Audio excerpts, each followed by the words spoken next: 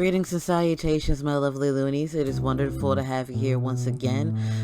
Today, on episode 4 of Forrest and I sit down and talk about Wiccan culture, about ceremonial rituals, as well as astrology and philosophy.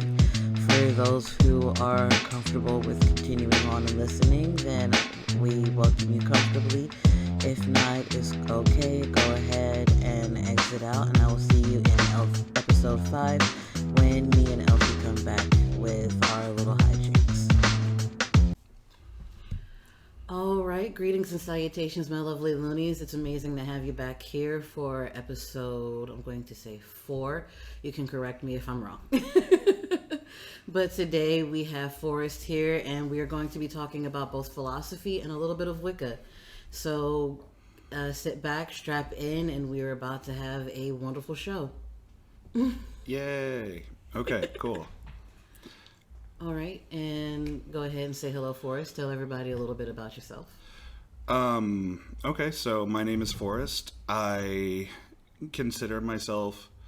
I have a calling card. It's like a business card, but it's for like social purposes. It says casual writer, composer, and occultist. And I think that's fairly appropriate. I get my hands in just a little bit of everything. I majored in philosophy back in the day and took way more philosophy courses than I needed to, largely focusing on Western analytic tradition, but a little bit of continental as well. And then I also have been practicing... I've been practicing ceremonial magic, so not specifically Wicca, although I like talking about Wicca. I think it's really interesting and is such a large influence that it can't really be ignored as far as like Western occultism. But I've been practicing witchcraft since probably at least 2017, 2018. Oh, wow. Okay, so it's been about 3-4 years now for you to have studied. Yeah, I mean, I technically got involved in it back in high school, and I studied it since then, but I started deep diving really hard in 2017, like the end of 2017. So for it being back in high school, about how long would you say that would be? Has it... So in high school, I largely focused on a lot of energy manipulation and elemental working and just that kind of stuff. It was pretty eclectic, very much not anything resembling any kind of eclectic Wicca or anything like that. Nothing, no rituals or anything like that. Just very much like force of will, a lot of astral projection and such like that. But I kind of had a sort of a moment of, I don't know what to do with any of this. This all makes a lot of not sense. And I am going to shelve it for a while I stew on it and decide what it all means. So I did that for probably at least 8 years. And then more like a decade, and then started getting back involved in it again in 2017, like I said. So about 10 years later. But I still looked at stuff in the meantime. Like I still studied runes. I still studied just a lot of different stuff. I just didn't do it with any kind of real deep dive, like I said, until 2017. All right. Well, that's still pretty awesome. If anything, you'll probably be one of like more of the more worldly and eclectic people that I've met so far, and it's honestly really awesome to have met you and to be able to just sit down and talk about all of this. Because learning more of Wicca and actually learning more of what you do as well is just something that I've wanted to learn more about myself and study more into. So this will be like a nice little intro for me, and I guess to any, I guess it would be called like a baby fledgling out there just trying to learn their way and figure some of this stuff out themselves as well. Because trying to study on it a little bit just for the podcast is a lot harder than you would think to actually find real life materials that don't just speak on just the historics of it and actually goes more in depth. So it is pretty hard to actually find that without going someplace where you have to actually buy a book and sit down and sit and learn. And it's not always going to be the right book for you, so you never know what you're going to get. Yeah. So yeah, I'm really happy to be here.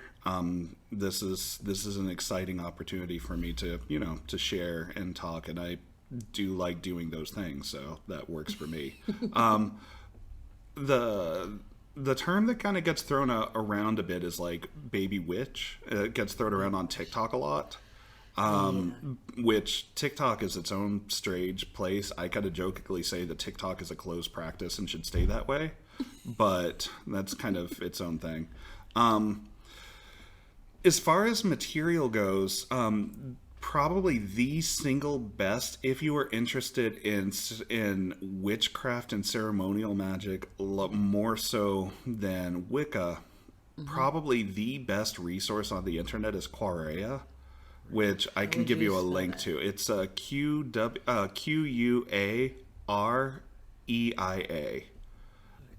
Quarea.com. But it's there's this author named Josephy McCarthy that has been practicing witchcraft and ceremonial magic for years, and she is truly a force to be reckoned with as far as like authorship goes, and she puts out great stuff. But Quarea is a beginner to advanced series of essays and lectures and stuff that she basically talks in depth about, like, yeah, so work on this now. Now, after you've done this for a bit, now start working on this, and like really takes you through it, So all the way from like magical TED Talks. sorta. It's but it's all PDF. So there's I say lecture, but it's not like any kind of it's not any kind of like it's not an interview or anything like that. Although she's showed up on Glitch Bottle a few times, which is a pretty great podcast for ceremonial magic. But okay, so I guess that's another little bit. You said it was Glitch Bottle. Glitch Bottle is excellent. Spelled as the way that it sounds, Bottle. Glitch awesome. Bottle, yeah. But Josephy McCarthy is she's really foul-mouthed and blunt and great. She's this elderly British like woman. Yeah, person, she's great. Yes. But she starts off talking a little bit about like tarot exercises and some meditation exercises, and then gets all the way to like working with the Arbitel, which is a grimoire. Okay. From I forget when. I'd have to look at some materials to see. But the Arbitel largely deals with like quote unquote Olympic spirits, which are not Greek gods. They're more like planetary forces. It's its own thing. I haven't worked with any of that myself, the Arbitel, but I've heard that, people have worked with it, have like gotten some pretty interesting results. So, okay. See, this is all new to me, so it's just awesome to be able to learn a lot of this myself. Because we were talking a little bit about the grimoire a little bit. Would you like to explain what the grimoire is for everybody? Because it is something different from the Shadow of Books, which I know a lot of people might try to mistake it for. So, Book of Shadows and Grimoires. I'm not always good at explaining things concisely, so bear with me. It's okay. The grimoire, just the in between, so the layman can understand. Yeah, sure. No, grimoire is sort of like it's a book of spells. In a nutshell. Grimoire, typically when someone is talking about a grimoire, they're talking about an older book. So 19th century and earlier. Things in the 20th century generally don't get classified as grimoires, not normally. It also typically is of the ceremonial kind of tradition, like ceremonial magic tradition, which ceremonial magic is usually just Judeo-Christian mysticism in disguise. I say that just simply because, like, it's infused with Kabbalah. It borrows a lot of Jewish mysticism. Borrows, which Kabbalah is. It borrows some Christian mysticism. Borrows a lot of like Christian ideology. Ceremonial magic involves John Dee and Edward Kelly's work from the 16th century. And those two are like, were very focused on communing with angels and communing with God and all that kind of stuff. And is that sort of what you mean by the Christian mysticism? It's Judeo-Christian mysticism in that you are actively trying to commune with the divine, and because it's largely European in origin, ceremonial magic in its current incarnation, it has that Judeo-Christian element to it, which is interesting. But anyway, that's kind of a tangent. Really The thing about grimoires, though, is they're essentially a collection of spells.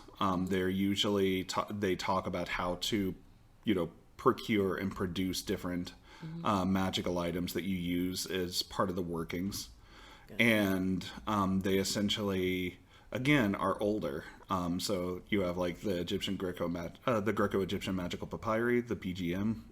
You have like the Lemegeton. You have there's a lot, the Picatrix. There's a lot of different kinds, and all of them, the thing that is the common thread with all of them is they do have collections of spells, which spells can be either things that are fairly, in the case of the PGM, it always has you have to look at it through a historical lens, because sometimes, in the PGM, it'll be like, if you take a bat and you kill it and you drown it in wine and then you take its blood and put it in someone's eye, they will surely go blind. And it's like, okay, yeah, got it. Cool, good to know. But it also has stuff where, like it has the headless rite, for instance, which is an exorcism that's really potent and very useful. And can be used for various other purposes. So it's pretty great. So people work out of the PGM, they work out of the Ars Goetia or the Ars Notoria, or just all sorts of other things. And these grimoires, again, are like historical, largely, in that you have to look at them from that context. So it's like with the bat and the blood and the eye and that whole business. It's like, obviously, like, that's science. That's biology and toxins and all that kind of stuff going on. But in those days, there wasn't really much of a distinction. It was just like, we're interacting with the world. The world happens to encompass both physical and metaphysical kinds of things. And we're not going to really draw that much of a distinction. It all kind of runs together. And those of us that know how this stuff works are able to use this information for the betterment of ourselves and others. Gotcha. So grimoires, you have to look at with that kind of a lens. A Book of Shadows is kind of a contemporary grimoire in a way, but it's also a collection of spells and sometimes sort of a magical diary, where people will say Book of Shadows and they sometimes mean, this is my collection of magical experiences that I've had, whereas other times they mean, this is my collection of spells that I or other people have written. In the Gardnerian tradition, so like Gardnerian Wicca, British traditional witchcraft, British traditional Wicca, pardon, they have like a Book of Shadows as part of their closed practice, that once you're initiated into the tradition, you gain access to it. And it has a whole bunch of spells written by people that are higher up in the tradition. It's sort of a worldwide community. It's really interesting and neat. Definitely pretty cool, and something I'm not familiar with on a personal basis, because I am not initiated into Gardnerian Wicca. So... but I know of it from having spoken with people about it. I haven't seen it because, again, closed practice. But, yeah, a Book of Shadows is basically that. They're pretty similar to the same thing, but, like, when someone says grimoire, it's usually talking about some sort of, like, historical document. So something from the 19th century, something a little more historical, more than just, like, about 100 years or so. 19th century or earlier, typically, is what I would classify as like a grimoire type thing. It's also a manuscript. They were usually kind of like like how-to manuals to do certain things. Yes, gotcha. And they're interesting. Again, you have to like look at it through a very specific kind of lens, because it's not a contemporary work, so it borrows from an older worldview. So you have to look at it through a bit of a historical lens too. Right, because there was a particular word that we had come across that meant something a whole lot different. Because I know that one word, the word virgin, gets tossed around within the book, but it's something completely different than what we think. It does not mean someone of a non-sexual nature. It's meaning someone, like you said, who has not done it yet before, correct? Mm-hmm. Yeah. A lot of times, my understanding, and this has made sense to me since I came upon it, when someone says, like, yeah, it calls for virgin's blood, they're not talking about someone that has not had sex yet and their blood. They're talking about someone whose blood has not been used for magical purposes prior. Gotcha. Or like when someone says, "Yeah, no, don't want to talk about that with them." I mean, with their virgin ears and all. Mm-hmm. Usually, it has sort of like a sexual kind of implicit connotation. Yeah, but that said, usually, if you really get down to it, what that means more accurately is like someone who has not heard that topic before. So it's like if you're talking shop with someone, a corporate office or something like that, and someone doesn't know anything about it, they're just a new hire, then it's like, oh, I don't want to talk about like the higher ups or anything like that. I mean, don't want to corrupt their virgin ears because they haven't heard any of that. They haven't talked about it. They're unfamiliar with it. So, Gotcha. And again, it's like. You have like the term virgin parchment. Virgin parchment doesn't mean parchment that hasn't had sex before. It means like parchment that hasn't been written on before. Got you. So it's like you kind of have to like break these things down a bit sometimes, and things will kind of take a weird turn occasionally, but it's really interesting and very rewarding.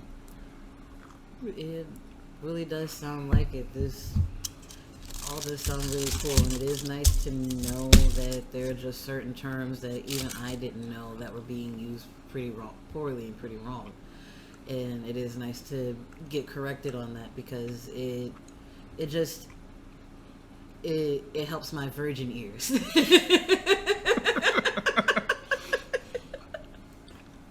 Yay! I finally got a laugh out of you. Yeah.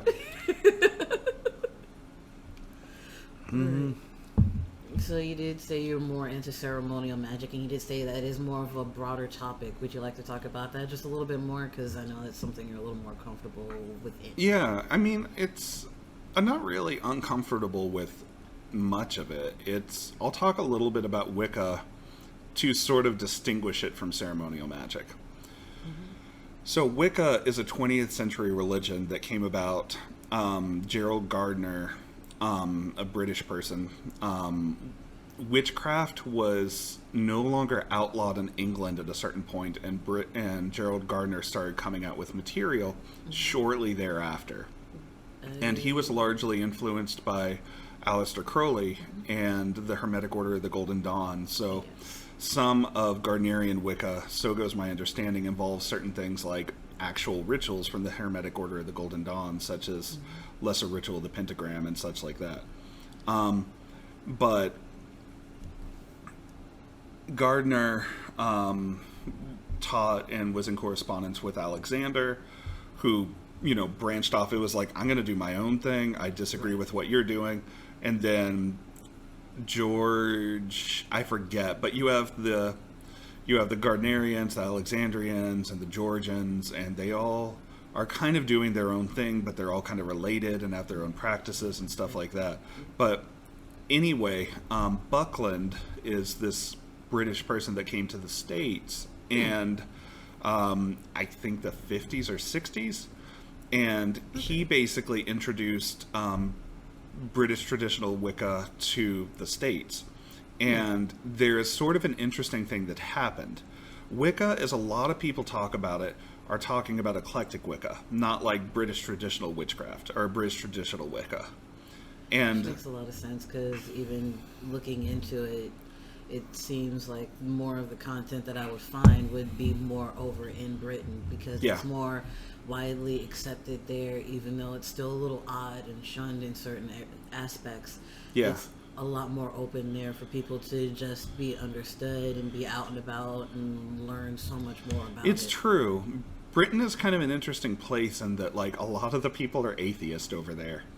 That is something I did not know. It's a lot of people are atheist, which means that the people who are Wiccan over there, they're odd, but not because they're like not Christian as much as that they're not religious. that they're religious as opposed to not.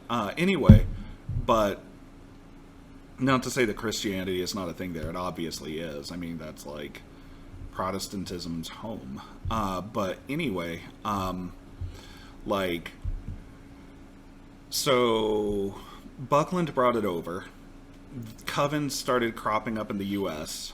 But the thing about it is Gardnerian tradition, or really like the British traditional Wicca, is a closed practice in that it is oath-bound. You are initiated into it, and there are certain things that you just do not share.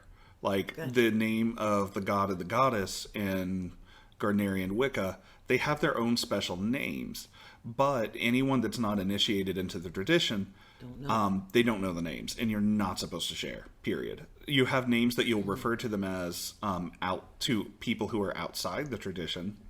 So, like, for instance, the god will sometimes be referred to as, like, Cernunnos, which is a Irish deity. And, you know, the goddess is, like, the triple goddess kind of thing. But it's, you know, the god and goddess. By the 3 moons in 3 moons, correct? Mother, maiden, crone kind of thing. Yeah. Okay. But the in British traditional Wicca, particularly Gardnerian Wicca, because that's what I'm most familiar with from like talking with people who practice it. The god and goddess are of the British Isles, and again, it's secret. And the Book of Shadows is secret. There are certain things that are just not taught until you are initiated into the tradition. Okay. So you have the inner court, which is the people who are initiated into the tradition, and the outer court. But what the thing is you had a bunch of people that were in the outer court that were interested in trying to get into covens, but a coven wouldn't be local, or it wouldn't be available to them, or they wouldn't get along with the members, but they were still interested in Wicca. So they would be like, well, I want to do this thing. How do I do it if, like, no one is going to teach me? So you have Eclectic Wicca, where people essentially, in true American fashion, were like, I'm going to just do it my own way. Let's just figure this out. And then they did the thing. Oh, and it is okay to swear on my podcast. Okay, gotcha. Yeah. I was about to say, like, yeah, they figured this shit out. But, yeah. Yeah, don't worry. This is a very explicit podcast. On the first one, I think me and Elfie dropped the F-bomb about 5-6 times in the course. So I promise you we're okay. Yeah. Okay, cool. I'm choosy about swear words. Like, I use them occasionally, but I leverage them in a way that I use them so infrequently that when I do use them, they usually have some punch to them. Is kind of my thinking behind it. But anyway. That's me when I talk to people that aren't Curtis. Everyone else, I filter it down pretty well, but around him, I probably would make a sailor blush. Yeah. I'm about the George Carlian sort of thing when it comes to that. It's just about every other word is a cuss word. Mm-hmm. But yeah, in true American fashion, the people basically started developing this thing that is basically Eclectic Wicca, where it's more or less like based on Wicca, but borrows from basically everything. And is like, you could argue that it's culturally appropriative, but then again, like, cultural appropriation is a really weird thing. I think that there's some, I mean, that's like its own separate rant, but I think that like it, not that cultural appropriation is like good, but I think as a concept it's misunderstood. But at any rate, the point is, in eclectic Wicca, people will, work with gods and goddesses from all sorts of pantheons, and it's often, blended with paganism in some capacity. Paganism being like worship of non-Christian deities. So they would either go towards Greek, Norse, whoever they feel that they are suited and more comfortable with. Yeah. To be more communed and actually grow a relationship with that deity. Correct. Mm-hmm. Okay, so that makes a lot more sense why I can hear someone say that they're either Norse pagan or Wicca, and it still be a sort of similar combination, just because of the fact of who your deity is. All really depends. Because I've heard people who say they're more Wiccan, but they say that they're the guy that they're more communed with could be either Odin or Thor instead of, who you would think, like maybe Aphrodite or Hephaestus or Apollo or something of that nature. Yeah. That honestly makes a lot more sense to me now. Yeah. So the idea is it's god and goddess. Wicca is interesting. I saw a meme once, and the reason, so you mentioned earlier that that Wicca in Britain is more kind of accepted. Yeah. I would argue in the U.S., among certain circles, specifically in more urban areas, it's more common. In fact, Wicca is technically the fastest growing religion in the U.S. I can honestly see that. It's a lot more open and freeing. It's not as constrictive as you would think as the Judeo-Christian sort of mentality is, because I was raised within the Baptist church, and that's Black Baptist, so extra extreme with the way that everything is even to the point to where we had Pray Away the Gay sessions. Yeah. So that's how deeply it is, and then understanding that in other religions, especially being in Wicca and Wiccan, you can just be whoever you are, and that's just accepted openly and honestly, and that's just a wonderful thing. You would think that you would be accepted within Christianity as well, but depending on the sort of Christianity you go to, especially the churches, if it's more non-denominational, you're more accepted. But if you're a Catholic, Baptist, Episcopalian, stuff like that, it's a lot more difficult to feel more wanted inside of that community. So, yes. I do want to say that Wicca is not without its problems as far as openness and such like that goes. And I'll kind of explain a little bit. I will say that eclectic Wicca, specifically like eclectic paganism, just something that is like not even Wicca, but just people that are essentially like walking a spiritual path. The thing that's interesting is that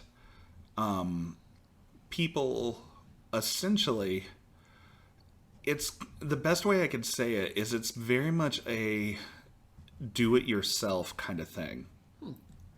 In that no two spiritual paths are going to be the same. And in eclectic Wicca, that is often the case.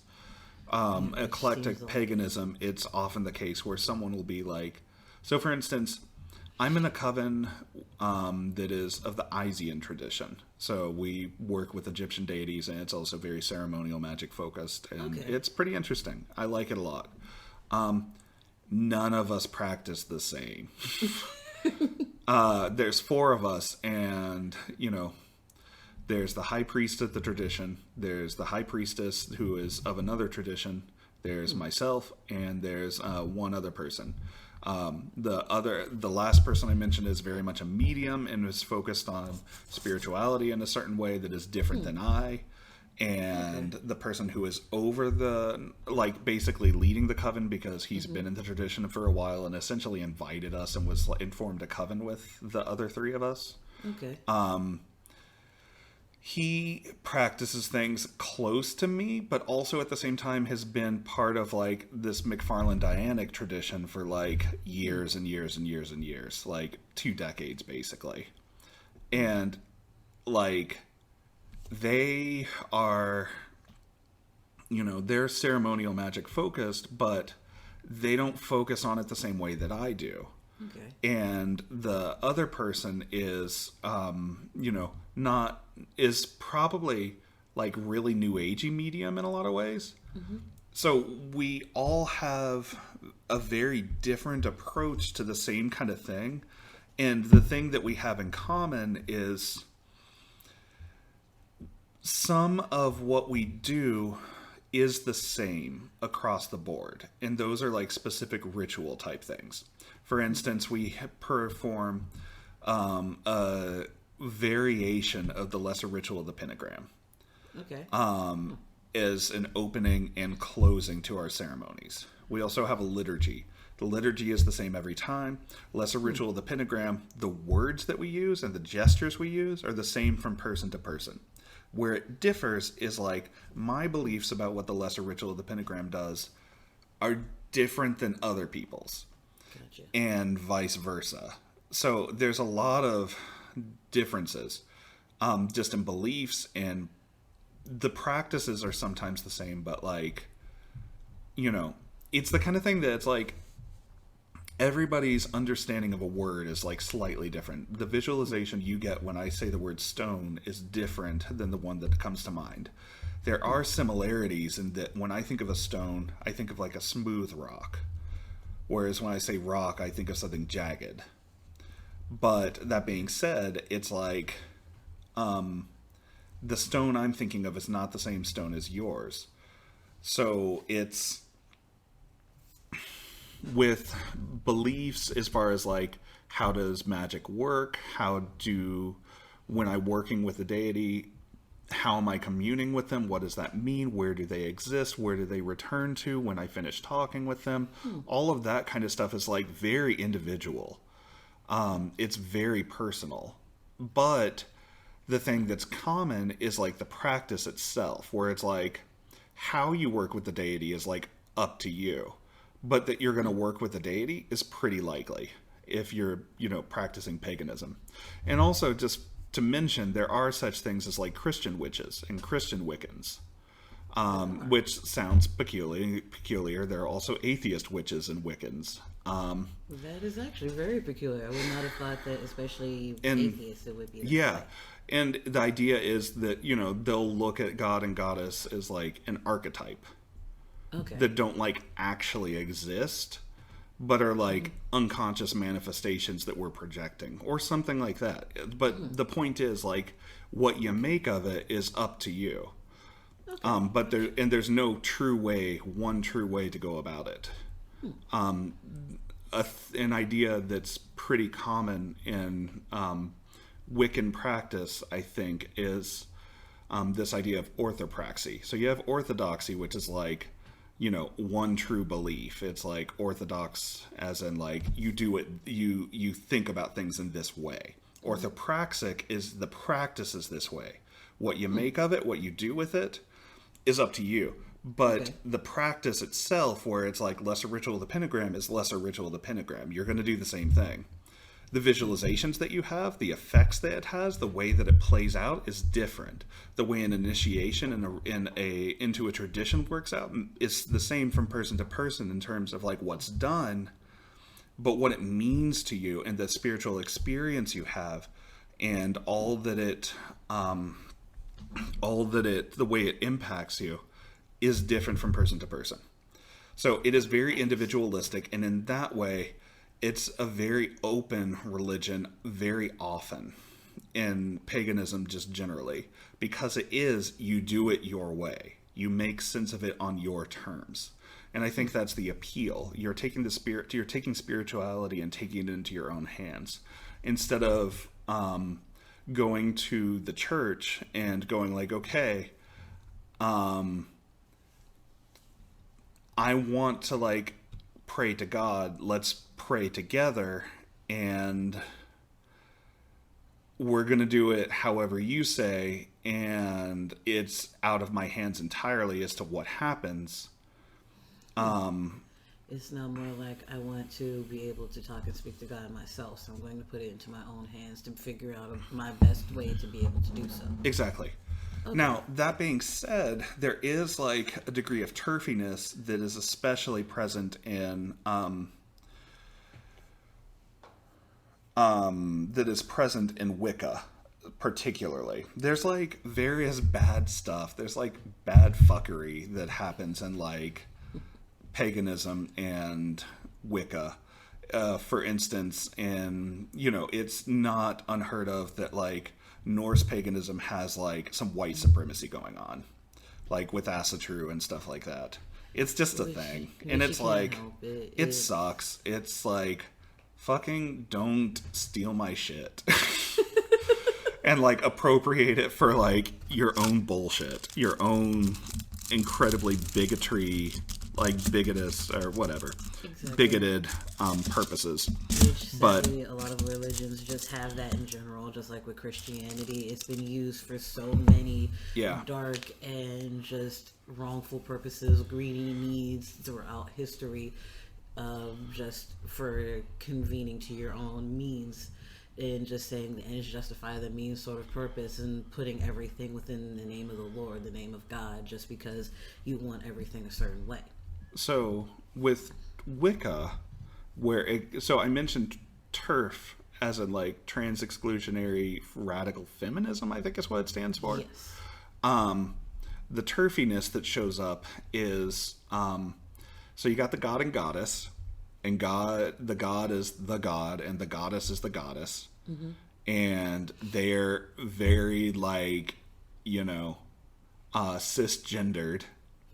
So you have the high priest and the high priestess, and the high priestess works with the goddess, and the high priest works with the god. Mm-hmm. In some traditions with initiation, you'll have things where, like, you'll have something that is effectively like the high priestess, like quote unquote birthing the initiate into the tradition. Gotcha. So, and I mean, that's not necessarily super common per se. I don't know for sure, but I know that I've talked with someone and camped with someone at Council of Magical Arts in Texas and talked with them about it, and that's what they do in their tradition. And she has said some things like, I don't care what you say, like, only a woman is able to be a high priestess, which they're basically saying a trans woman cannot be a high priestess. Gotcha. And the reason is because they're like, physiologically, the trans woman is like sex, biological characteristic, like XY chromosome. Mm-hmm. And like, they are that, and therefore they are not able to act on the behalf of the divine feminine, which frankly is bullshit. But I'm just saying that like that is not something that is like entirely unheard of. But if you just look at it from like an intellectual exercise perspective, mm-hmm. if you have these cisgendered deities, this god and goddess, mm-hmm. and you're going like, okay, I'm having trans folk participate in that. Do we have absolutely zero issues where like nothing is potentially like going to sit weird with anyone? And in a perfect world, that would be... In a perfect world, it would be like, yeah, no, like, there are no issues. Everything's fine. Right. And I did a ritual with my long-distance partner recently, and, you know, she summoned a god, and I summoned a goddess. It's, for me, I'm like, whatever. I don't care. I sometimes work better with goddesses than... It's just who you connect with more is who you connect with more. It shouldn't matter what your gender is, one way or the other. It's just your connection is your connection. Yes. Just like I being a female, if I wanted to, I could create a connection with Thor or Odin. Oh, for sure. Instead of just Frigga or Freya.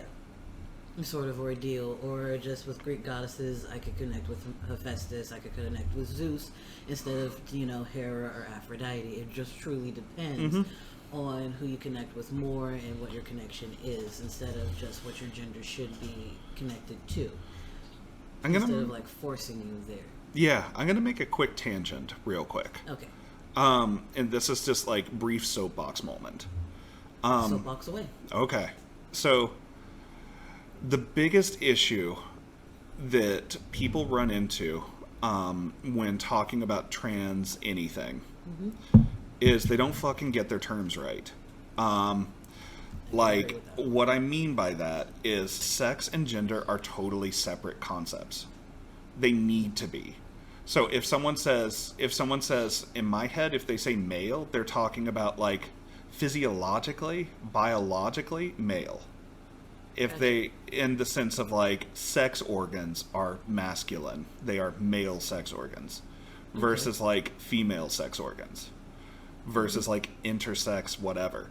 Like, physiologically, that is what we are talking about. Like, what are the biological characteristics of this, like, human Homo sapien person thing? Like, physical matter of the person. Gender, the best way I've heard it explained to me, is that the French word for gender is genre.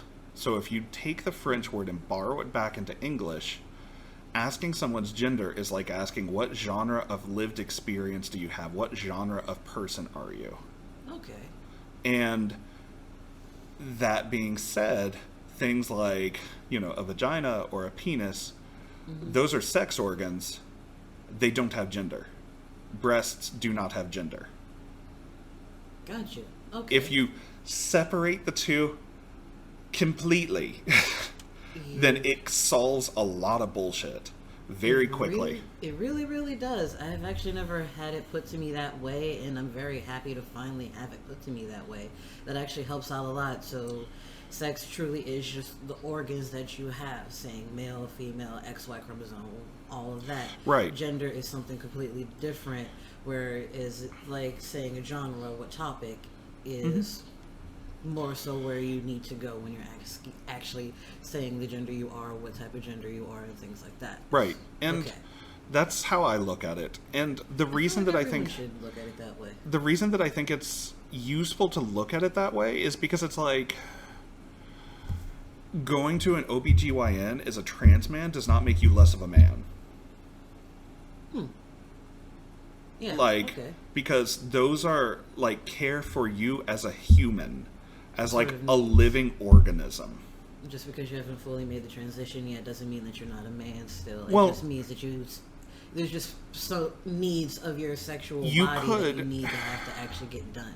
You could never make a transition and be not less of a man or a woman.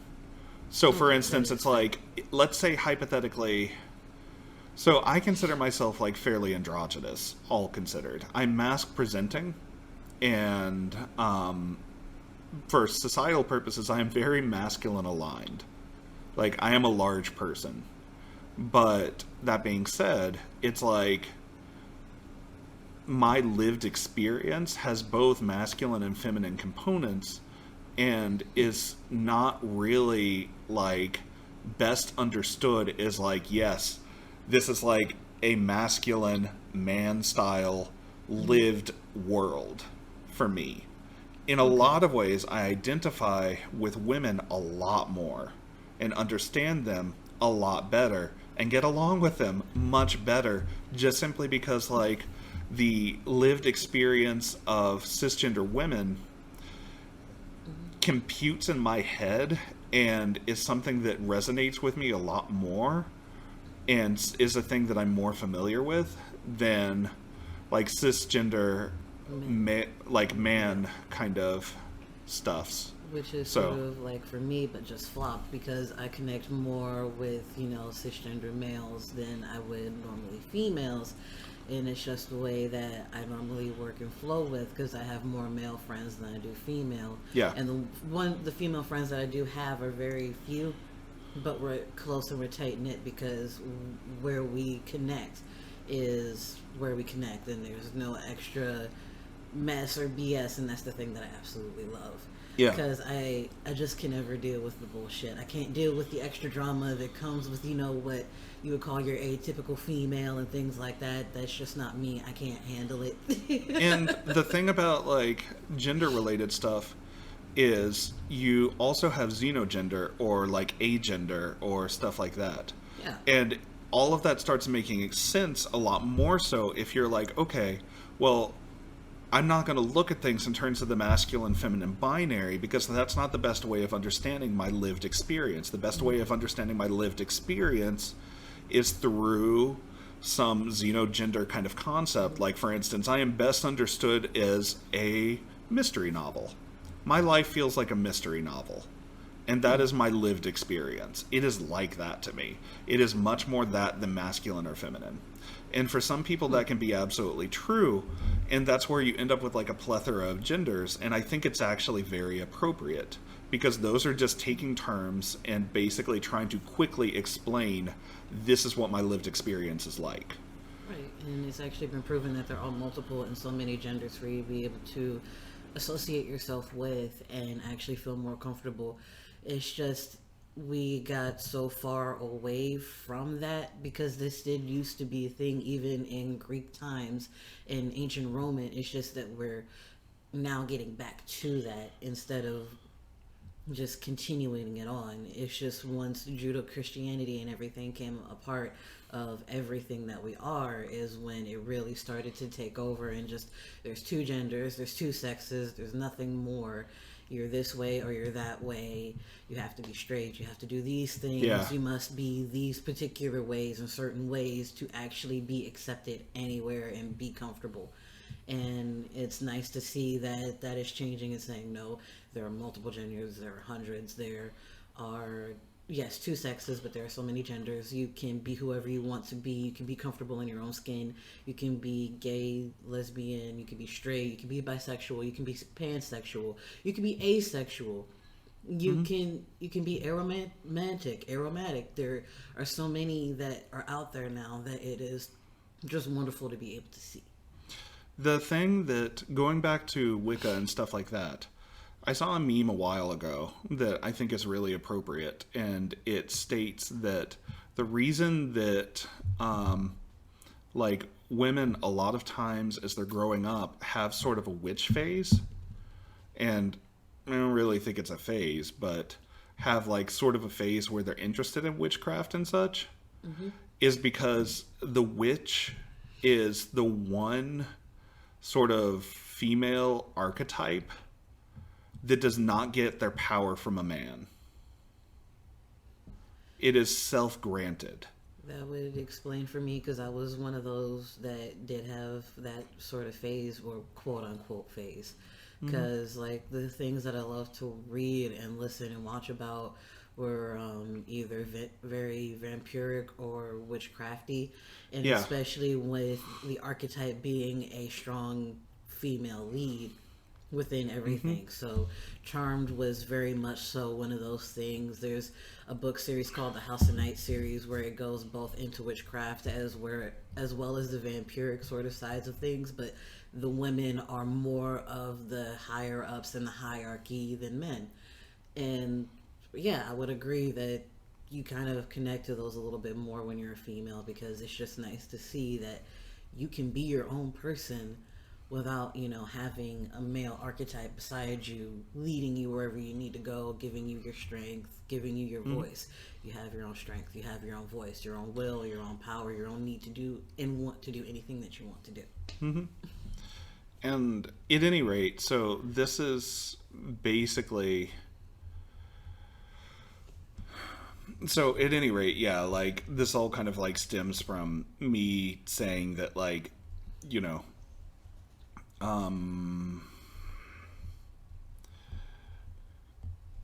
like, I guess, like, paganism and Wicca and similar sorts of things are still riddled with problems. Trans rights are human rights, and people are effectively people. I think that, like, it's still, though, the case that, like, it gets riddled with issues. But that being said, the norm is, I think, from what I've encountered, is generally much more inviting. If anything, at times, there can be sort of like a slant towards more matriarchal kinds of systems, specifically in Wicca, specifically Eclectic Wicca, because predominantly, from what I've seen, there are more women, particularly like cisgender women, focused on Wicca than, say, men, like cisgender men. Like, predominantly, the people that I see that are interested in Wicca are witchcraft or stuff like that are cisgender women and trans men. And there is a commonality where they are both claiming power that they didn't have previously. And I think there's, like, one thing that I think is, like, absolutely true regarding any kind of witchcraft or magic or whatever. The single most important thing you can do is decide that you are a witch, or decide that you are a magician or a sorcerer or whatever you want to call yourself. Okay. And the reason is because you are granting yourself agency that you did not have previously. It's finally giving yourself that power that you didn't know that you could have. Right. Okay. And I guess a lot of this does also, you know, fit into philosophy of, like, who you are, what you want to do and be and become as well. And Yeah. the deeper thinking and understanding of yourself. Because I do know that we wanted to talk a little bit about philosophy. I've just been trying to find the correct way to sort of transition over into that as well. Yeah.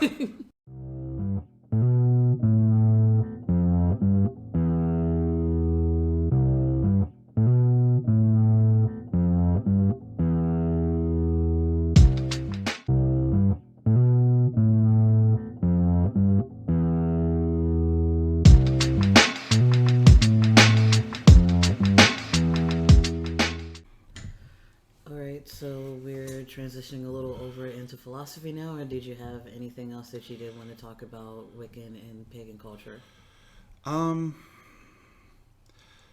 Main thing I would say, if it is a thing that you're interested in, I would take the time to Google, if you're considering looking into covens or stuff like that, I would advocate looking for this thing on the internet called the Seeker's Bill of Rights. You said the Seeker's Bill of Rights? And the reason is because it essentially is a list of, these are things to watch out for with, like, people that are, you know, purporting to teach and stuff like that, and are essentially things that to keep in mind to not get abused. Because, like, with any kind of thing that has a power structure in any capacity, and that can be formal or informal, there are people that abuse that power. And the Seeker's Bill of Rights is essentially a document that goes through and is like, these are your rights as a person that is seeking teaching, that is seeking instruction in this craft. Okay. And they're essentially things that are like, hey, if a person's doing this, you don't have to do that. That's not a requirement. If someone's trying to get you to do something that you don't want to do, like that, walk away. That kind of stuff. Got you. So just understanding where, like you said, your rights are, and having to be able to pick and choose where you actually want to truly be within everything. Right. And I mean, it's more just in the case where it's like, hey, if someone is trying to get you to, like, have sex with them as part of a ritual, you don't need to do that. Okay. That is not a requirement in anything that's legitimate. Just showing, hey, this is your ways to be safe while going into everything, and making sure that you don't get duped or forced into doing something that's completely out of your wheelhouse. It's been a while since I've looked at it, because I myself am not seeking instruction from a new person right now, but were I to do that, I would definitely look at that document again. Gotcha. Because it is stuff that is worth keeping in mind. Some of it is fairly common sense, but it's still worth looking at. Definitely, and that is awesome to know, and for the listeners to know, and everything too. And I will have a lot of this in the notes and in the description for you guys, so that way you do know the certain things that you can go to and listen to be able to become stronger in with whatever faith that you're looking for within either eclectic Wicca or ceremonial rituals. Rituals, not rituals. I am not Elmer Fudd. Yeah. The thing to keep in mind with all this is there is no one true way. Okay, you got me. Anyway, but yeah. Right, onwards towards philosophy, because Yeah. they do sort of still go hand in hand with just A little bit, everything. yeah. Especially with the knowing of God and just understanding Him in more of a way, and what it is like to be omniscient or omnibenevolent, if I'm getting that still correctly. I know Yeah. I get tongue-tied a lot. I'm not quite sure what that is about. I want to say it's my dyslexia and just understanding how to spell words in my own mind, and I'm probably going to stick with that. Yeah, that works. That works. No, philosophy, I think, also similar to paganism and witchcraft and Wicca and all that kind of stuff, has sort of a misunderstanding surrounding it. Best explanation I can give of philosophy is a discipline. It is a practice. It is a thing you do. It is not a body of knowledge. It is rather engaging in the practice of critically thinking about something and deeply investigating it with your own mind, and typically with other people helping you.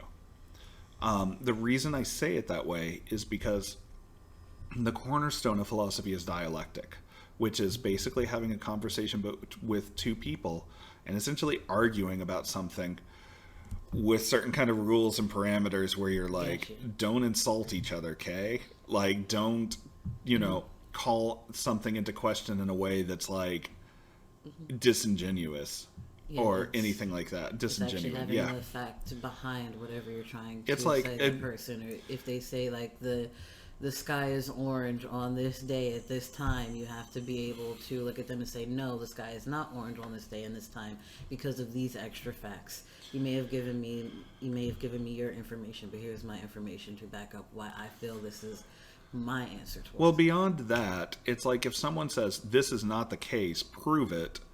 The burden of proof is on the person making the claim, not the person that is trying to refute the claim, per se, Gotcha. Okay. necessarily. So if someone is going like, hey, so the sky is orange, then it's on them to explain and demonstrate that the sky is orange. Especially if it's running counter to an established claim that the sky is blue.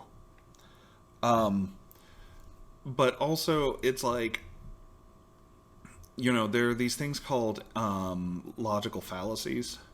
And they're really worth looking at, just simply because if you learn to spot them, they'll make you better at just holding these kinds of discussions in the first place. But like if someone is like, the sky is blue, and someone says, well, you didn't go to school, so you wouldn't know that the sky is blue, then that's like poisoning the well and calling into question the person's ability to give information that's correct, and saying that like whatever they say is not accurate. And in that way, it isn't having the conversation with intellectual honesty. It's not going, okay, you're saying the sky is blue. Let's go ahead and let's examine this together. Gotcha. So logical fallacies are really important to kind of like make sense of, just simply because in an informal context, it's worth understanding them because they show up a lot, especially with people who do not engage in philosophy regularly.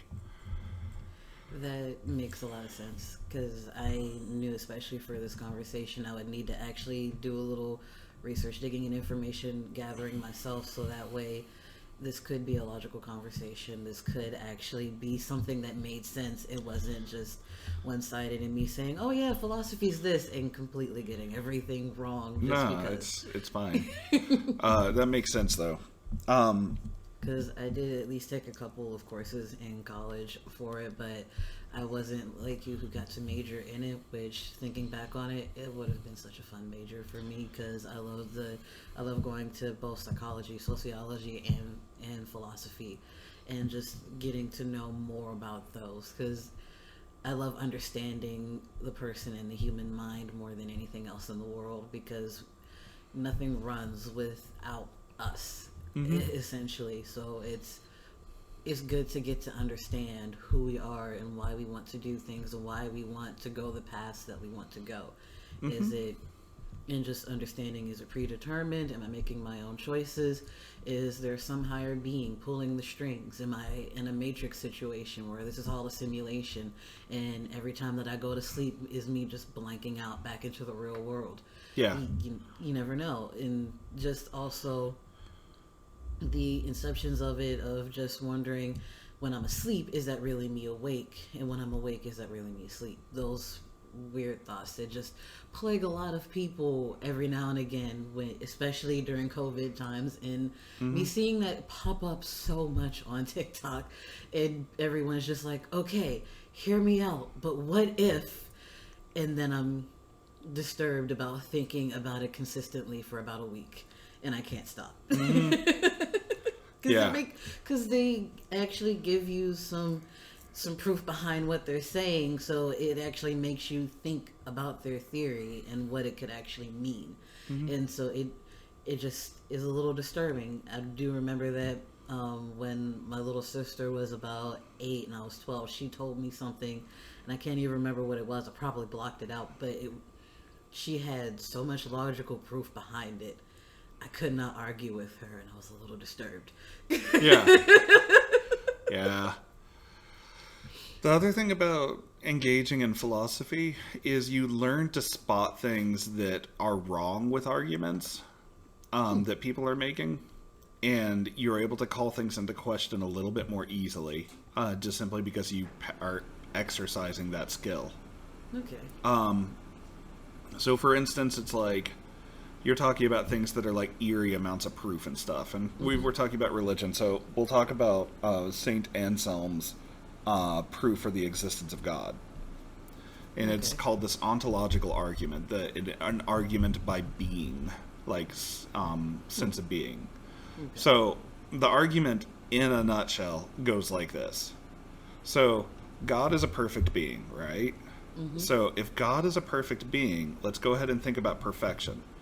It's more perfect for something to exist than it is to not exist. Because it's like, if you have like a perfect hamburger is one that you can actually have and eat. If it's like something that you can't have, then it's not perfect. Like, if it's a hamburger that's just imagined, it's not as good as one that's like actually existing. Okay, yeah. So if God is perfect in all ways, then that means it's more perfect for God to exist than not exist. Therefore, God necessarily exists, and therefore, saying that God does not exist is basically is not talking about God. It's talking about a God that does not exist, which is not a perfect being. So, by definition, God exists. That is the ontological argument for God's existence. Wow. That is an infinite loop of catch-22s. It's kind of interesting. It's basically this like formal proof for God's existence, and it's like, what? That's one of those philosophical standpoints that if you told, like the cliche that if you told a robot it would go to a does not compute and malfunction. It would want to, yeah. And the reason is because like there's some shenanigans going on with that. Like, at first glance, it's like, okay, that checks out. Shouldn't check out, but it checks out. Huh, okay. And you kind of want to run with it for a bit, but it doesn't sit quite right because something's going on with it. Yeah, and you just keep thinking about it more and more. And it's just... Immanuel Kant argued against it and basically, like, destroyed it, the argument, and was like, being, in the sense of existence is not a property. So a hamburger that exists is not a property a hamburger can have. A hamburger is already assumed to be existing. If it does not exist, then it isn't a hamburger, it's nothing. So, therefore, Would that equate to God being nothing? the point, though, is that it could, but, like, the point, though, is that it's like, if God doesn't, if existence is, like, not a property, then God being perfect by conception, it doesn't include existence. So it's not necessary that God exists, because God, in this case, is like a concept, and Gotcha. predicating existence onto that concept and saying that the existence is a property is just engaging in a kind of fallacy. So in that way, the argument doesn't work. But my point is, like, that kind of that kind of response is easier to come by the more you practice philosophy. That kind of, like, pick apart what the other person is saying and, like, destroy it is, like, much easier to do when you've practiced philosophy a bit. Which, if you do want nice little crash courses in this, no pun intended, there is a YouTube channel called Crash Course where a gentleman talks in nice little 10-minute increments, and there are 45 episodes of this, so you have 9 hours of nice little bits and pieces of information that you can sit down and just gather and enjoy to be able to grasp this just a little bit more.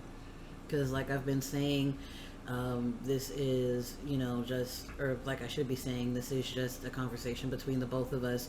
We're not saying that we're professionals in any of these. This is just things that we like, that we feel, that we've been thinking of, and that we're just speaking on. Because, like I said, with my channel and with my podcast, we just literally talk about things that are on our mind, things we feel strongly about, things that we love and enjoy, and that who make us who we are. So if these are things that you have been very curious about and that you want to know and learn more about, then definitely continue to listen, continue to follow along, because there will be many more people like my beautiful friend Forrest here as we continue talking more on philosophy, and we might even get into astrology a little bit as well, because they do sort of go hand in hand a little bit. Astrology and philosophy, not really so much. No. Philosophy, philosophy, as far as the discipline goes, is largely, like, you have, like, a few areas of it. You've got ethics, which is concerned with, like, what people are doing. You've got philosophy of language, and philosophy of science, and philosophy of mind, and epistemology, which is, like, philosophy of knowledge. You have metaphysics, which is about what exists, and you've got philosophy of science, I forget if I mentioned, philosophy of law, stuff like that. Yeah. Astrology is like it's a pseudoscience that talks about, like, how it talks about people's personalities and stuff like that, and when is fortuitous for certain sorts of things. Okay. Which is really its own kind of discipline. Philosophy is very meta, in that philosophy is less about, like, so, best way I can explain it is this, with philosophy of law. If you are a legal expert, it is one thing to know all the laws that exist. That's not philosophy. Philosophy is looking at the laws and going, is this a just law? Is this a law that is worth having? When we make laws, what is the point of them? That's more what philosophy is about. Okay. So astrology is, like, about what does it mean when the stars do blah, blah, blah, blah, blah, blah, blah. Gotcha. And the planets and so on. Which is totally interesting. Probably the most... This is kind of a tangent. I think the biggest point of astrology, for me personally, is it gives sort of a springboard.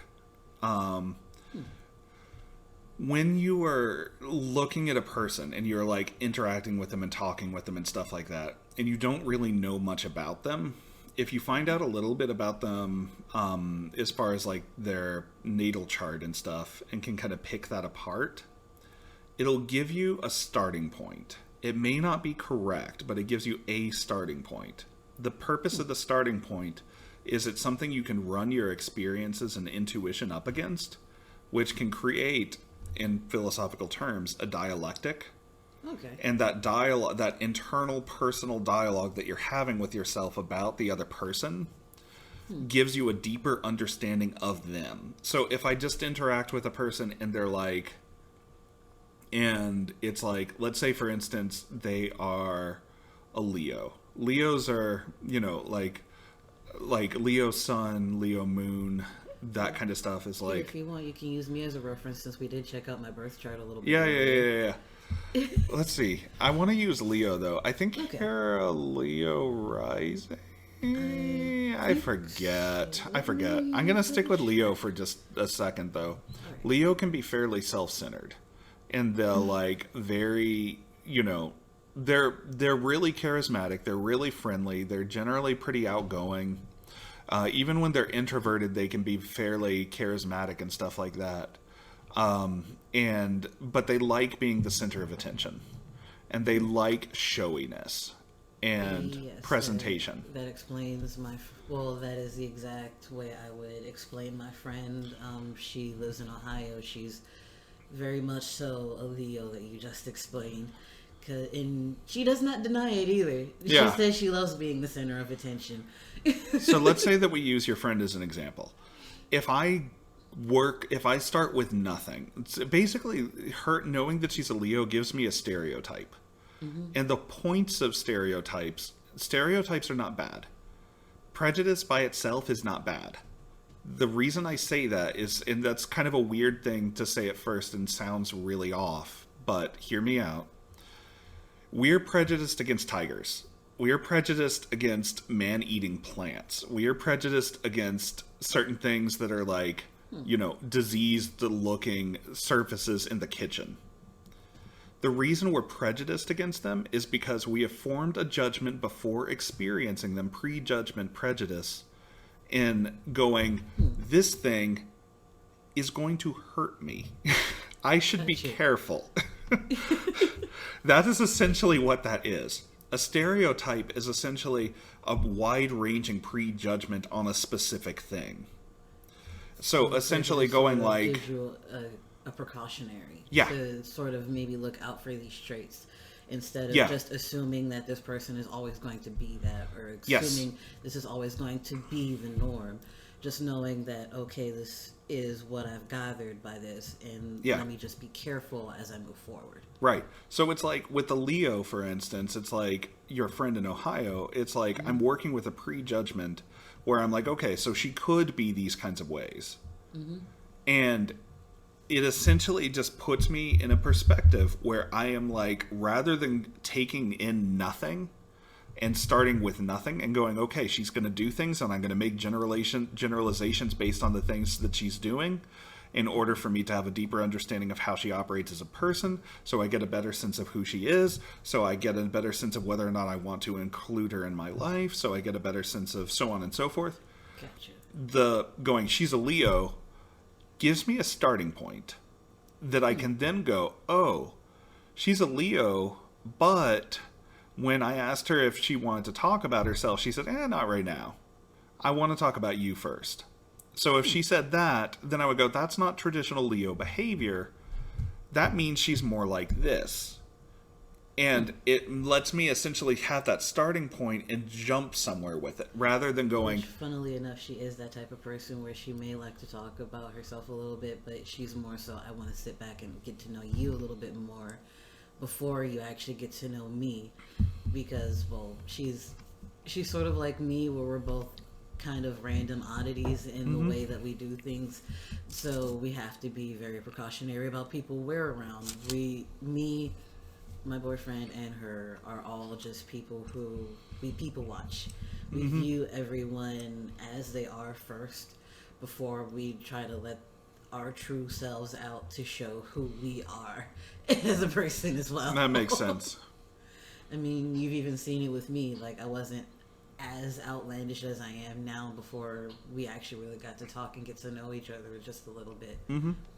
But normally if I have sugar or caffeine, that kind of is that, like, excels it a little bit. It'll help. It helps a lot. I get that. Because that also works with the ADHD in my head, where it's just, I have caffeine. Now I'm going to go off the wall. Hope Yeah. you're okay with that. Tarot is a similar thing, by the way, where it works as a starting point for your intuition. So it's tarot, basically, you know, the point of divination practices like tarot or runes or geomancy or divination by smoke or tea leaves or palms or whatever, is they give you a starting point. And there's sort of a science to it a lot of times where there's some preset meanings. Whereas, like, you know, like different lines in your hand. different lines on your hands age, mean certain family, things. stuff Yeah, like that. exactly. But the idea is you can say those mean certain things. But also they're intended to essentially be a statement that your gut reaction and intuition can either affirm or deny. Okay. And you go from there. So it's a similar kind of thing. But yeah, that's just my thought on it. But I think that divination kind of works that way generally. But then again, as far as like witchy stuff goes, I am kind of like at times like a very skeptical witch. Which sounds like a contradiction in itself. Oh, and I do believe you were right. I'm ascendant in Leo, and Leo is the ruler of my sun. I don't think Leo is the ruler of your sun. You're a Sagittarius, so you're a Sagittarius sun. Let's see, Leo ruler of sun, the ruler of ascendant sun in sun in Sagittarius. The ascendant is like your first house, where it's basically the house of self and the outward kind of. Than I can. Yeah. Yes, I am. You do have, yeah, Leo is your first house, and in it you have Mars also.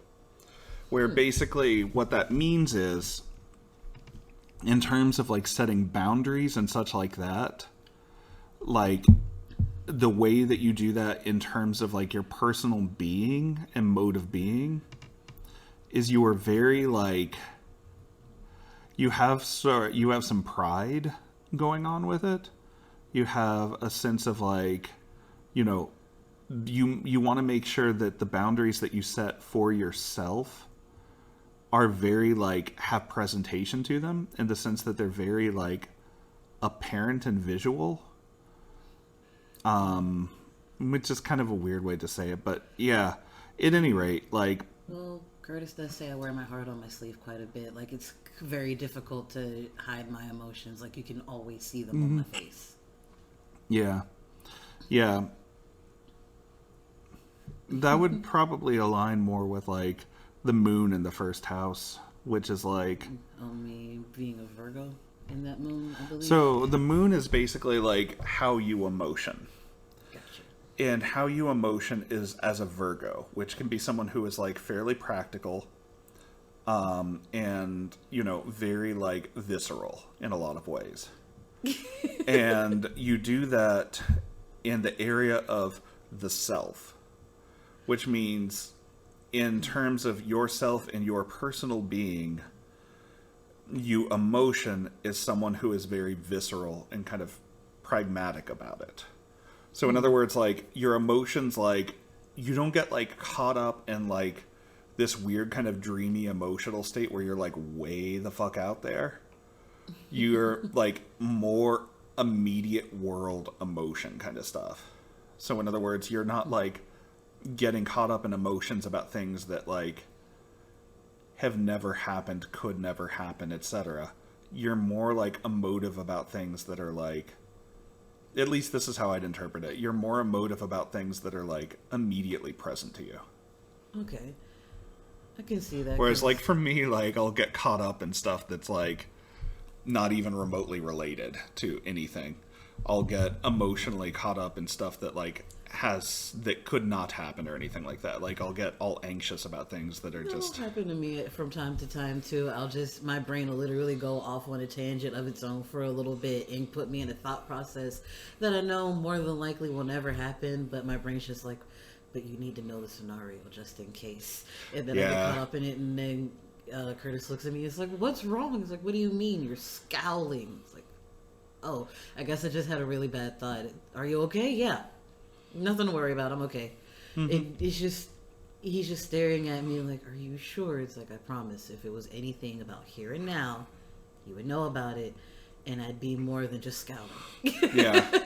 And I mean, this is the reason that I think like astrology is something that I don't take super seriously per se, except for some weird specific kinds of things. I'll use electional astrology for like deciding when to do rituals, but like as far as determining personality and stuff like that goes, that's why I say that it works best as like a starting point. Yeah, think of it just like a nifty roadmap of just sort of getting to know the person before actually getting to know that person. Yeah. And just allow that you can be proven wrong. Yeah, which still goes back to in a couple of other things that we were talking about too. And just knowing that, okay, oh, you're a Pisces. You might be a little emotional. Let me be careful about what I say. But realizing a little bit further on, oh, they're not as emotional as I thought. They're not as clingy as I thought. You just gotta realize that just because it says you're this certain way doesn't mean you're actually still gonna be that. Just like I'm not your typical, you're an atypical Sagittarius, but I still do have some of those traits that you would expect to see. I am very dream worthy. I will say every now and again I am a little flighty and in decision making, but that has tamed down quite a bit because I look for the grounding more now than I do anything else. When I go towards anywhere, think of anything, do anything, and people will just expect as soon as they hear Sagittarius, oh, you're just always up in the clouds, aren't you? No, not by a long shot. Yeah. Sagittarius for me is more like fun seeking and thrill seeking. Sagittarius is like an air sign that is really just a fire sign in disguise. They're basically like wanting to explore. I thought Sagittarius was a fire sign. Yes, they are a fire sign, but they're like an air sign that's disguised as a fire sign. Okay. And that air signs are usually very like intellectual, and they like thinking, they like ideas, they like play, they like games, stuff like that. And Sagittarius is very like all that stuff except really excited. That is also me. As soon as I find something that piques my interest, I get very, very excited about it, which is why I was very happy and very excited to do this. I have been looking forward to this for weeks. Yeah. Yay, podcast. Yay. Yeah. Well, I do believe that will, I guess, conclude everything for today. That has been quite a bit of information to wrap your heads around. And like I said, I will have a lot of this in the description for you guys, just so you can go ahead and follow all of this for yourself. For those out there wanting to know more about philosophy and astrology, as well as wanting to know more about Wiccan, pagan, and ceremonial witchcraft sort of culture. But thank you guys so much again for listening to this episode, and I hope you have a wonderful day. And don't forget to stay lovely and stay loony. And I'll see you guys next episode. Bye. All right, that was such a wonderful chat and listen. I hope you all just enjoyed. And like I said before, everything that we did talk about and the information we did talk about will be in the description and in the notes. But don't forget to go ahead to quaria.com, QUAREIA.com, and for the podcast where you get to know more about Wicca culture is Glitch, GLITCH bottle, and they also have a YouTube channel. And don't forget about Crash Course if you want to know a little bit more about philosophy, and if you do want to be taught by someone within the Wicca culture, go to the Seeker's Bill of Rights to go ahead and make sure that you are comfortable with everything that is going on and you have the knowledge about everything forthcoming. But thank you again so much for being a part of this podcast, and I do love you guys so much. Don't forget to stay healthy, stay safe, stay lovely, and stay loony.